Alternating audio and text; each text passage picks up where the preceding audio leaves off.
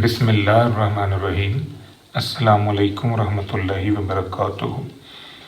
लाखों करोड़ों दुरूद सलाम नबी करीम सल्लल्लाहु अलैहि वसल्लम पर और आपकी आल पर।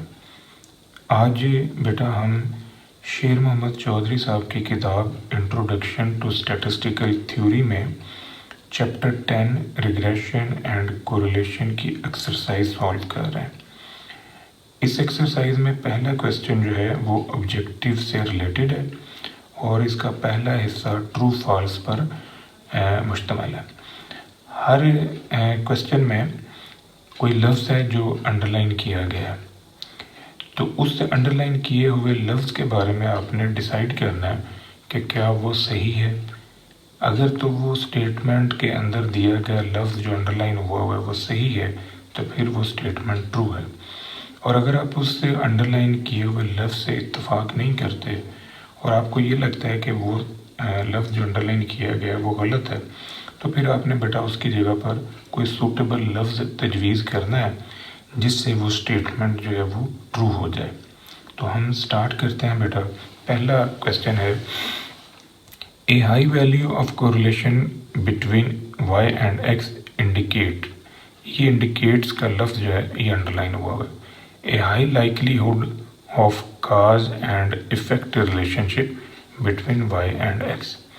अब ये जो अंडरलाइन किया हुआ लफ्ज़ है मैं इससे इत्तेफाक नहीं करता। उसकी वजह यह है कि यहाँ पर दो चीज़ों का कंपैरिजन है। एक है लफ्ज़ कोरिलेशन और दूसरा है काज एंड इफ़ेक्ट रिलेशनशिप। जो कोरिलेशन होता है ये बेटा इंटरडिपेंडेंस है बिटवीन टू क्वांटिटेटिव वेरिएबल, और इस रिलेशनशिप को, इस इंटरडिपेंडेंस को हमारी अक्ल तस्लीम करती है।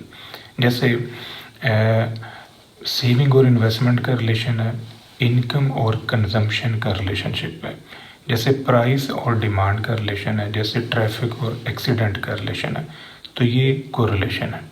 लेकिन अगर हम काज एंड इफ़ेक्ट रिलेशनशिप पे बात करें तो ये ऐसा रिलेशनशिप होता है जो अक्ल से मावरा है, यानी जिसको अक्ल जो है वो तस्लीम नहीं करती। बाई चांस अगर आपका कोरिलेशन का आंसर बड़ा आ गया है तो ये इस बात की ऑथेंटिसिटी नहीं है कि वहाँ पर वाकई रिलेशनशिप भी होल्ड कर रहा है। मसलन मैं आपके सामने एग्जांपल रखता हूँ कि जैसे जैसे सूरज चढ़ता है, जैसे जैसे धूप जो है वो ज़्यादा होती है तो वैसे वैसे मेरे नंबर ज़्यादा आते हैं।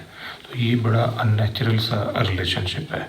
इसी तरह आप ये कहें कि कोई बंदा केले खाने लग जाता है तो उसके डेथ के चांसेस ज़्यादा हो जाते हैं। तो सिर्फ केले खाने से तो डेथ नहीं होती। या कोई बंदा ऐसा बयान दे दे कि जी फ़लाँ एरिए के अंदर जो है अगर चीज़ों की कीमतें बढ़ेंगी तो फ़लाँ रंग की बारिश होगी, तो ये तो कोई ऐसा रिलेशनशिप नहीं है। इसका मतलब है कि ये जो इंडिकेट्स लिखा हुआ है यहाँ पर होना चाहिए डज नॉट इंडिकेट्स, या यहाँ पर होना चाहिए डू नॉट इंडिकेट। तो ये नॉट का यहाँ पर इजाफा लाजमी है। ये पहली स्टेटमेंट जो है ये फॉल्स है। अब आ जाए दूसरी स्टेटमेंट पे। Correlation analysis find the equation of line for two variable. अब कोरिलेशन एनालिसिस में बेटा लाइन तो होती ही नहीं है। लाइन होती है रिग्रेशन एनालिसिस के अंदर, यानी जहाँ पर हम लीस्ट स्क्वायर लाइन मालूम करते हैं y ऑन x या x ऑन y। तो ये जो कोरिलेशन एनालिसिस लिखा हुआ है यहाँ पर होना चाहिए रिग्रेशन एनालिसिस। ये स्टेटमेंट गलत है। कोरिलेशन एनालिसिस की जगह रिग्रेशन एनालिसिस आएगा। तीसरी स्टेटमेंट है, the coefficient of correlation lies between 0 and +1। तो ये भी गलत है क्योंकि जो कोरिलेशन कोफिशिएंट है इसकी रेंज होती है -1 टू +1। तो यहाँ 0 की जगह होना चाहिए -1। नंबर 4 है, correlation coefficient is not independent of origin and scale.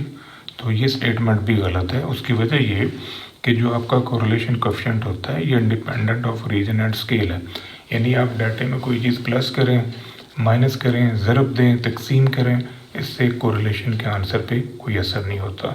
तो ये जो नॉट लिखा हुआ है ये काट देना चाहिए, फिर स्टेटमेंट को पढ़ें तो ये स्टेटमेंट फिर ट्रू है, यानी correlation coefficient is independent of origin and scale, ये नॉट यहाँ पर इजाफी लगा हुआ है।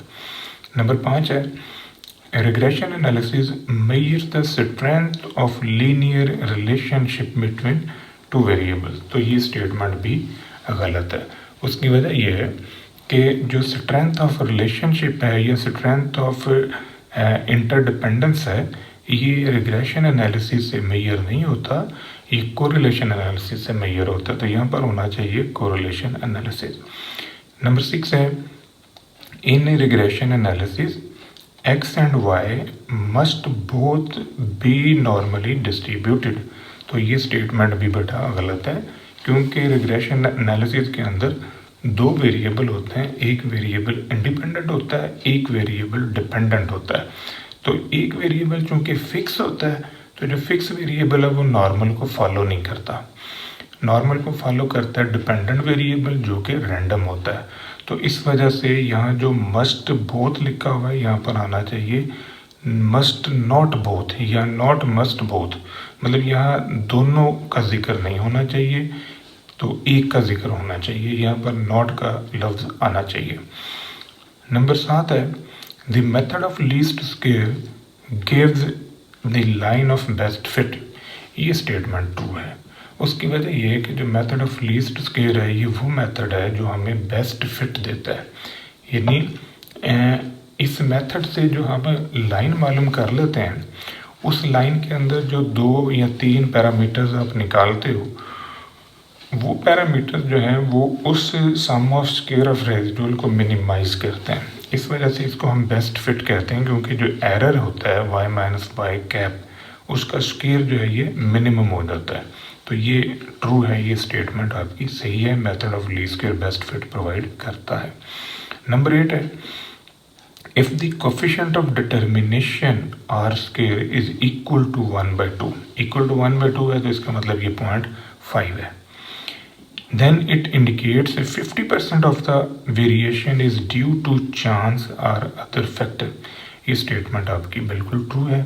अगर R का आंसर आपका 0.5 आ जाता है तो इसका मतलब है डिपेंडेंट वेरिएबल के अंदर 50% वेरिएशन जो है वो रैंडम 50% वेरिएशन जो है वो इंडिपेंडेंट वेरिएबल की वजह से आ रही है और 50% वेरिएशन जो है वो रैंडम वेरिएबल की वजह रैंडम फैक्टर्स की वजह से आ रही है, या उसे हम चांस भी कह सकते हैं, अदर फैक्टर्स भी कह सकते हैं। तो ये स्टेटमेंट आपकी ट्रू है। If the slope of regression line has negative sign then coefficient of determination is also negative, ये गलत है, क्योंकि जो कोफिशिएंट ऑफ डिटर्मिनेशन है ये 0 to 1 इसकी रेंज है, इसका मतलब कि इसके अंदर नेगेटिव वैल्यू तो फिर आ ही नहीं सकती, तो ये पॉजिटिव होना चाहिए, नेगेटिव की जगह पर होना चाहिए पॉजिटिव, क्योंकि कोफिशिएंट ऑफ डिटर्मिनेशन जो है ये एक स्क्वायर टर्म है। नेक्स्ट है number 10 if all the points in A scatter diagram fall on the regression line, अगर तमाम वैल्यूज जो हैं वो रिग्रेशन लाइन के ऊपर फॉल करती हैं then standard error of estimate equal to positive value, ये गलत है, यहाँ आना चाहिए 0, क्योंकि जब परफेक्ट मॉडलिंग हो जाती है, परफेक्ट मॉडलिंग से मुराद ये कि आपको कंप्लीट लाइन मिलती है, x और y का जो रिलेशनशिप है ये परफेक्ट है, x में जो तब्दीली आ रही है y में जो तब्दीली आ रही है वो कांस्टेंट है, यानी x में 2, 4, 6, 8, 10 है, y में 5, 10, 15, 20, 25 है, एक में 2 का फ़र्क है, एक में 5 का फ़र्क है। ये परफेक्ट फिटिंग की सूरत में ऐसा होता है, और ऐसी सिचुएशन में हमारा जो स्टैंडर्ड एरर है ये 0 हो जाता है, यानी यहाँ पर स्टैंडर्ड एरर का आंसर पॉजिटिव नहीं लिखना चाहिए, यहाँ 0 लिखना चाहिए। तो ये था बेटा आज का हमारा लेक्चर, जिसमें हमने ट्रू फॉल्स स्टेटमेंट को ऑब्जर्व किया और अपने कमेंट्स दिए। दुआ में याद रखिएगा, इंशाल्लाह अगली वीडियो के साथ फिर हाजिर होंगे। फ़ी अमान अल्लाह।